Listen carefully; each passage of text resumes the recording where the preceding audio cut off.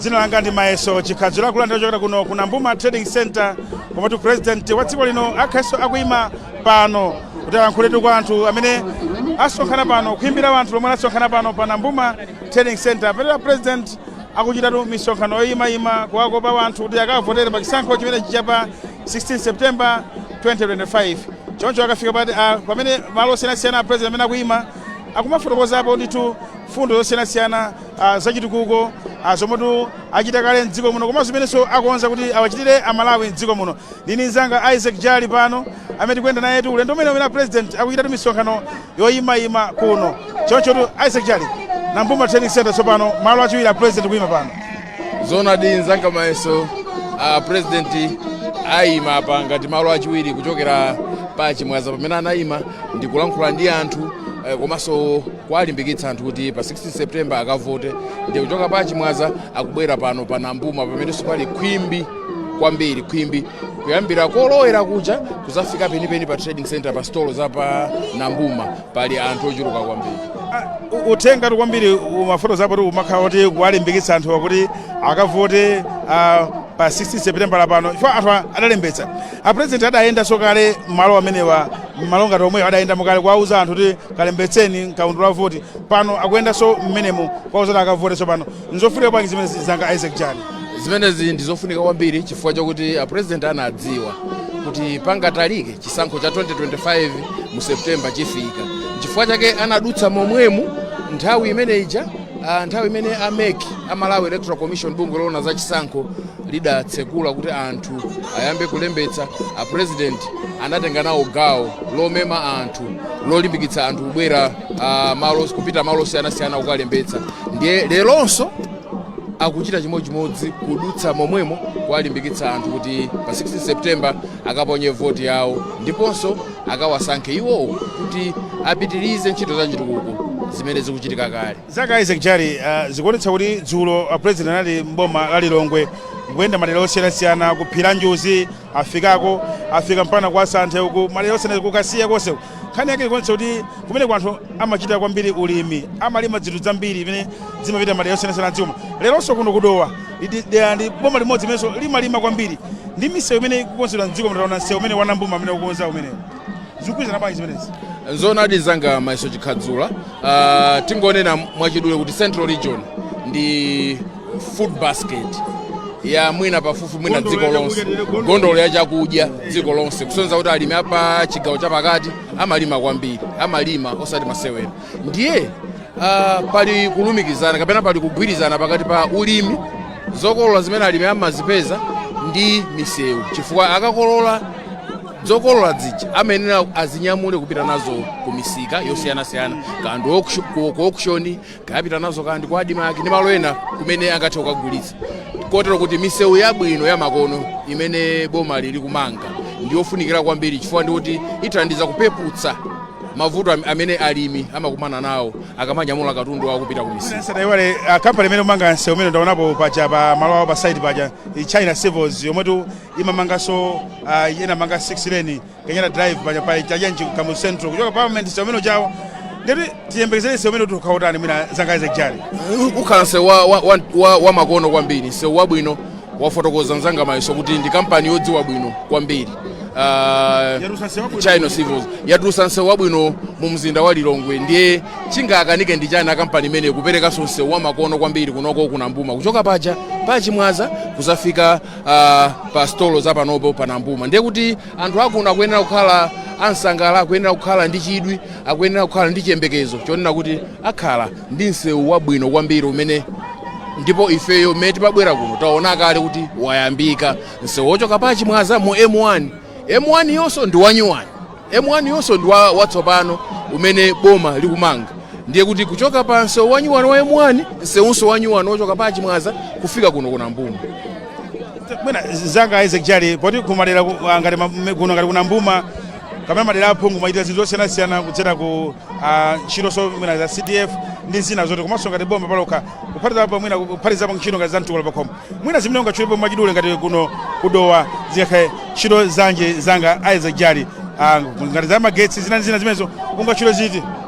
Zonadi wanena zona zanga Mayeso magetsi boma lapereka kunoko magetsi madera osiyanasiyana kuno kudowa kudzera ku ntchito ya Malawi Rural Electrification Program MAREP. Komanso kupatulapo lamanga nyumba zokhalamo anthu ogwira ntchito za boma, kupatulapo lapereka ngongole za NIF, ngongole osangoti kungopereka komano kuonetsetsa kuti ngongolezo ziperekedwe kwa anthu amene akapindule ntchito zawo za business. Komanso anifi yaji monga tonse tikudziwa kuti adayambitsa thumba lina lothandizira pa ntchito za malimidwe, ndiye anthunso akuno kudowa apindulanso ndi ndrama zimene za muthumba la NIF lolimbikitsa ntchito za malimidwe, kotero kuti anthu akunoko iyayi achita bwino pa nkhani za malimidwe kudzera ku thumba la za malimidwe la NIF. Atsokoza kwambiri amene mtolankhani wathu Isaac Jali amene ndina yetu pa ulendo umene limodzi ndi a president amene tu akuchita misonkhano imeneyi yoyimayima kukopa wanthu kuwalimbikitsa wanthu ndi akavoteretu pa chisankho chimene chikubwera chapa 16 September 2025 ndi chisankho chosankha president, phungu komanso tu kansala. Ndiye a president nthawi yonse akhaletu akufika pano monga mmene mkuonera pakanema ameneyi wa MBC mutha kuona kuti ndipita kama za president tsopano kufika pano pa Amumba Trading Center pomwe tipasonkhana khwimbi la wanthu kuti alankhule nawo pano kuwakumbutsa za chisankho chimenechi chikudzachi chapa 16 September 2025. Chonchi pamene amapanga president nkuwauza wanthuwa kuti iyayi musangokhala iyayi pa tsiku limeneli nnakuwuzani kuti mulembetse mayina anu mkaundula la voti. Panonso ndabweranso kukutsimikizira kuti iyayi voti chatu masiku aja ayandikira mudzadzuke mama wati ukaponya voti yanu. Voti akumakumbutsanso akuluakulu achipani kuti ali voti imeneyitu ndikuyambira 6 koloko mmawa kudzatsekatu dzulo, so kuti anthu adzadziwe nthawi initu kuti nthawi yovotera idasintha kale lija imakhalatu 6 koloko mpaka 6 koloko madzulo, ndi 6 koloko mmawa malire 4 koloko madzulo. Choncho zina zimenetu akumafotokozera anthu akapeza malonga amenewa ndi zimenezo.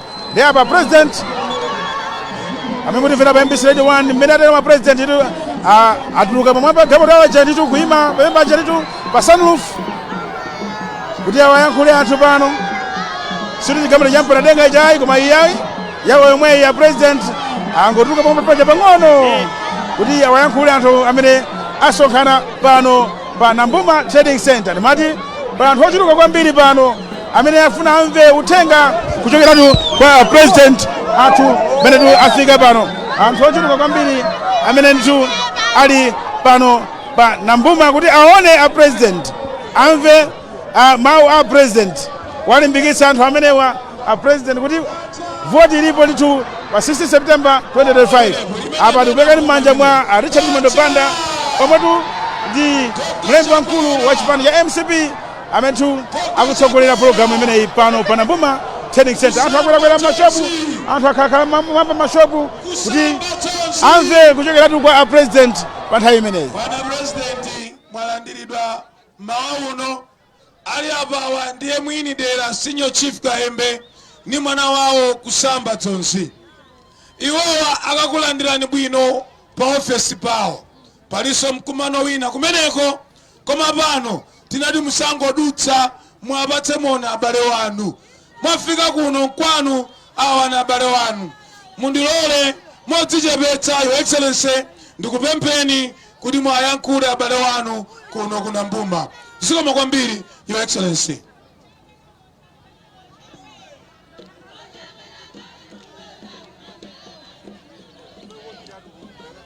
Agogo Kahembe sinimaganiza kuti anduzira pano ayi. Kwacha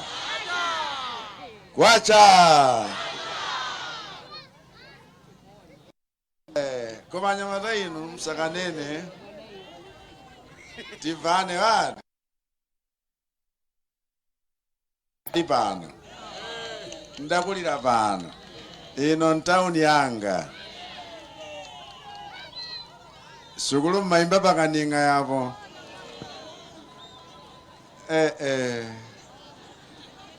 saka dachita bwino kuti tingodutsa osapereka moni ayi.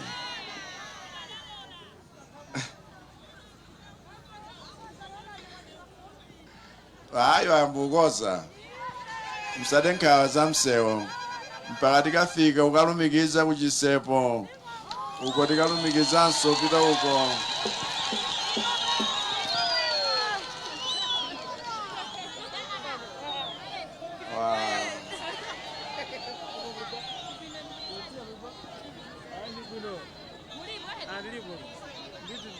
Siparati consenso.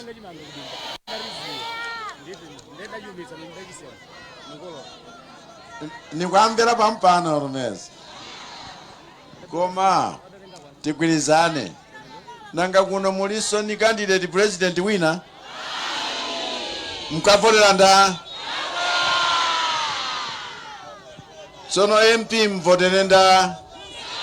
Kusamba zonzi bani. Izi mukambazi likonzere limodzi bani. Chifukwa mapulani athu ngakuti mmene tayambira kukonza misewu yolimba ikuluikulu tsopano tiyambe tsopano kulowa m'midzimu. Chifukwa chake ngakhale msewu mukambawu ayamba kale kukonza. Tufuna kuti chitukukochi chifalikire m'midzi yonse. Tufuna kuti achinyamata akhale mchiyembekezo chokhazikika. Tufuna kuti azimayi akamachita mabizinesi pa trading ngati pano zizikhala. Komatu inu malo ana adayikidwa kuti nthu akhale rural growth center yabwinobwino. Clinton Hunter Foundation adabwerapo pano Clinton kumakhala ngati zoyenda koma zonse kwanlowa mchijombwe.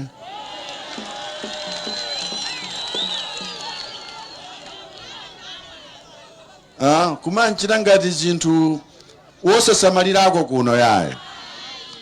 Lero tikonze kwathu ani. Ndiye chisisi chake nchoti pa 16 September lapa mwezi omwewo. Inu nonse amene kodi adalembetsa ndani pata kwezani mani. Inu amene mdalembetsa mulinko votera.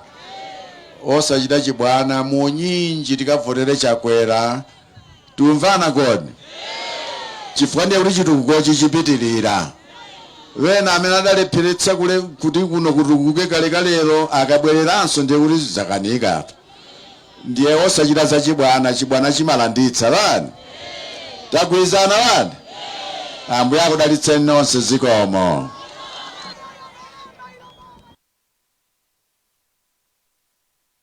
Pano ulendo umenewu kupita tsopano kwa akayembe. Kumene kuso akalankhulaso ndi anthu amene asonkhananso kumeneko tilandireni ku plantaya ine mayeso chikhadzula.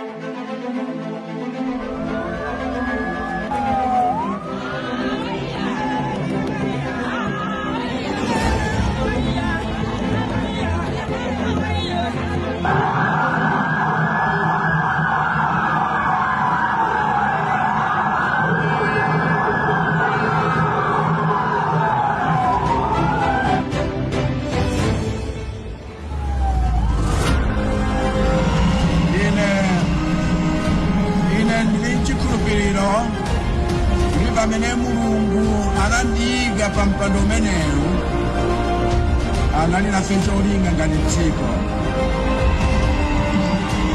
Ndipo ndili nchikhulupiriro kuti cholingacho chikhala chitakwaniritsidwa kufika 2030.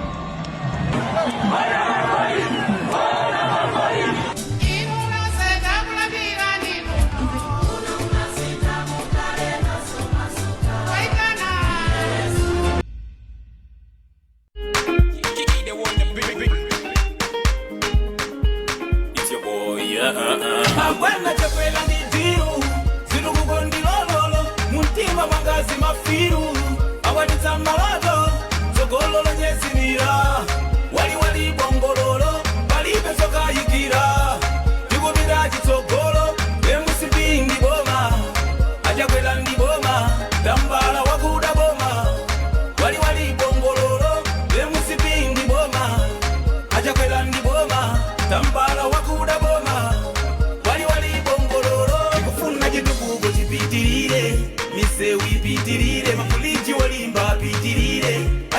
achinyamata miyoyo isinje chitukuko chipitirire saumoyo zipitirire samapuziro zipitirire saulimi wapamwamba amafotera Chakwera ni dolo Chakwera ni dolo amafotera Chakwera ni dolo Chakwera ni dolo amafotera Chakwera ni dolo Chakwera ni dolo amafotera Chakwera ni dolo Chakwera ni dolo amafotera Chakwera ni dolo Chakwera ni dolo amafotera Chakwera ni dolo Chakwera ni dolo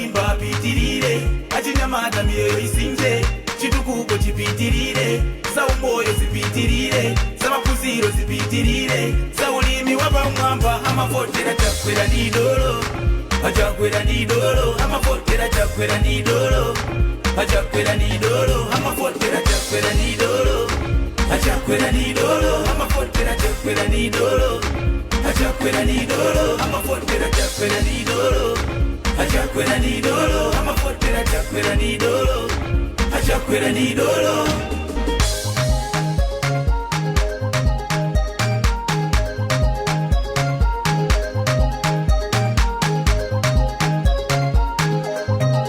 amafotera Chakwera ni dolo Chakwera ni dolo amafotera Chakwera ni dolo Chakwera ni dolo kufuna chitukuko chipitirire misewu ipitirire makuliji walimba pitirire achinyamata miyoyo isinje chitukuko chipitirire saumoyo zipitirire samapuziro zipitirire saulimi wapamwamba amafotera Chakwera ni dolo Chakwera ni dolo amafotera Chakwera ni dolo Chakwera ni dolo amafotera Chakwera ni dolo Chakwera ni dolo amafotera Chakwera ni dolo Chakwera ni dolo.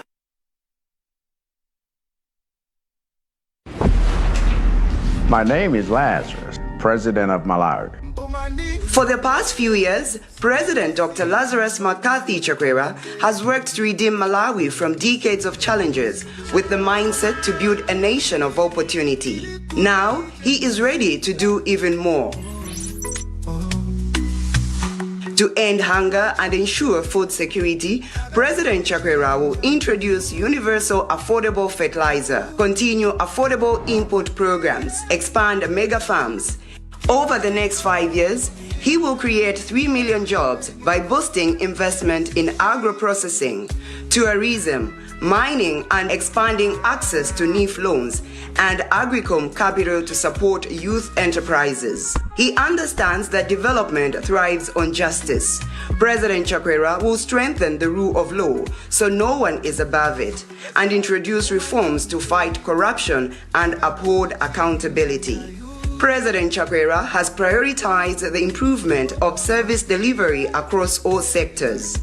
A strong society that will deliver a self-reliant and inclusively wealthy nation.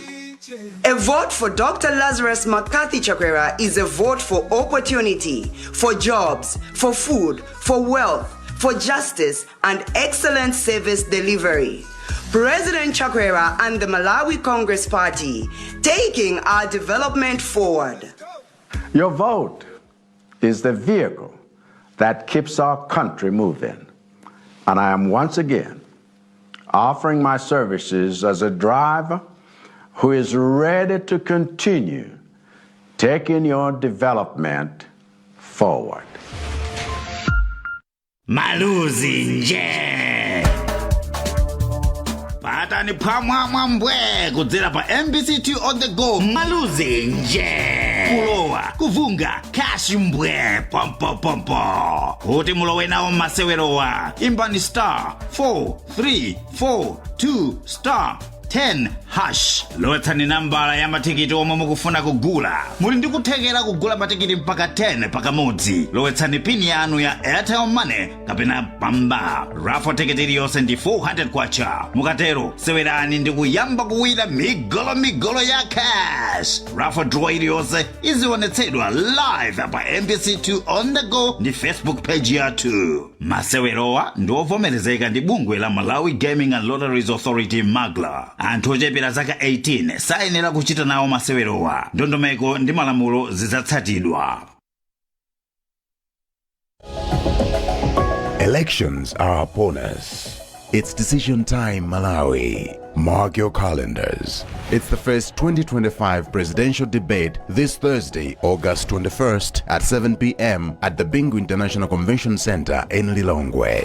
Tune in to appreciate the development agenda of different political parties on how they plan to develop Malawi. Invited political parties include the Democratic Progressive Party, Malawi Congress Party, People's Party, United Democratic Front, and UTM. Presidential debates are vital for our democracy, letting you compare policies and visions as you prepare to vote in the 16 September 2025 elections. Tune in live on all radio stations and television stations in Malawi or online via Facebook and YouTube to engage with ideas shaping Malawi's future. Don't miss this chance to make an informed choice. 2 more debates will take place on 29th August and 4th September. Stay informed, Malawi, and help shape our nation's future. It's the first 2025 Malawi presidential debate this Thursday, 21 August 2025 at 7 p.m. broadcast on all radio and television networks in Malawi and online.